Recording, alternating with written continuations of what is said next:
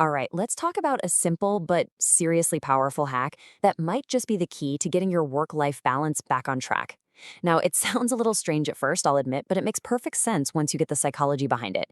It's called the fake commute. So, we're kicking things off with this confession because, well, it's pretty weird, right? Imagine seeing your neighbor do this. They leave for work, and then they're back 10 minutes later. This strange little ritual, though, it really gets to the heart of a very, very modern problem. And that's the big question, isn't it? Why on earth would you go through this seemingly pointless routine? Well, the answer reveals something fundamental about our brains that many of us have lost, without even noticing it was gone. To really get the why, we first have to talk about the problem this whole thing solves. And that problem is the complete and total disappearance of the boundary between our work life and our home life. I mean, just think about it for a second. Your kitchen table, that's the new boardroom. Your bedroom is now where you take those super important calls. All those physical spaces that used to define the different parts of our day, they've all just collapsed into one. You know, back in the day, we had a physical journey. A drive, a train ride, maybe a walk. And it acted like a mental airlock between our professional self and our personal self. It was a buffer zone. Now, for millions of us, that airlock has just vanished. And the consequence of this collapsed boundary is that nagging feeling that you're always connected to work. Even when the laptop is shut, the office is still right there staring at you. Your brain never truly gets the signal that it's time to switch off. But see, this isn't just about physical space. It's about a crucial psychological tool that we've lost, a kind of hardwired mechanism our brains use to handle change.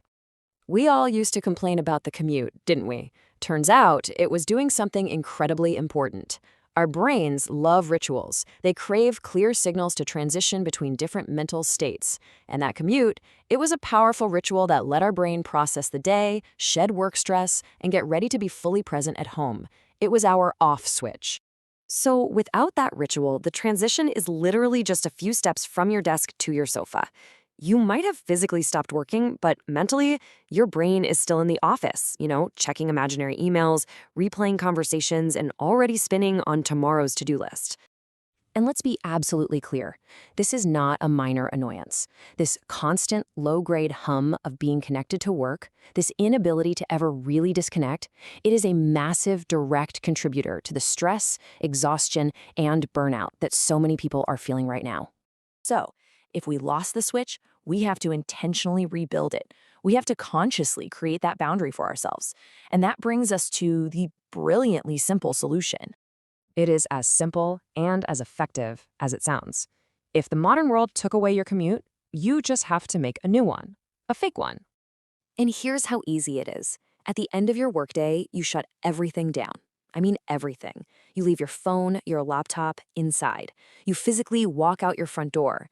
And then you come back, ready to be a person again, not just a worker. And here is the best part. This isn't some huge time commitment. We're talking about 10 minutes, just 10 minutes.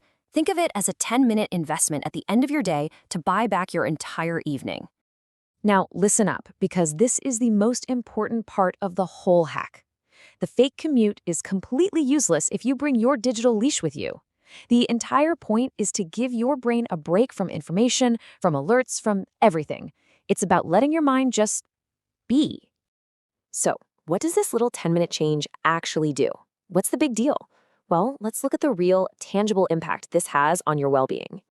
That 10-minute walk is so much more than just a walk. It's a powerful signal. It tells your brain, okay, we're done now. It builds that mental wall that stops work stress from creeping into your personal time. It lets you actually be present with your family, your friends, yourself.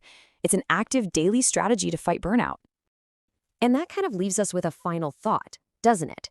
This idea of a boundary ritual, it's actually bigger than just work. We all have different roles we have to switch between, from parent to partner, from creator to just relaxing. So maybe it's a walk. Maybe it's changing your clothes. Maybe it's listening to one specific song. The real question is, where in your life do you need to build in a 10-minute ritual so you can come back as a different, more present version of yourself?